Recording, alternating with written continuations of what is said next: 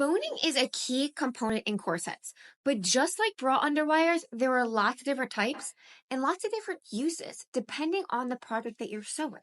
So what are the most common types? How are they used? And are there pros and cons to using each? Let's chat. Spiral steel is the most commonly used boning and made from flattened steel spring. It can flex forwards and backwards as well as side to side. Most often, it's used on all boning shells except on either side of the eyelets. Spiral steel is also available in continuous lengths, but I'd rather hear nails on a chalkboard than cut and tip them. Flat steel looks and feels like bra underwire and is made from sprung steel. It can flex forwards and backwards, but not side to side. It's most often used on either side of the eyelets. Plastic boning gets a bad rep, but there are some good qualities that are better than the Ridgeline that you usually find in craft stores. If you intend to wash your corset, I recommend getting a good quality plastic boning because steel boning can rust.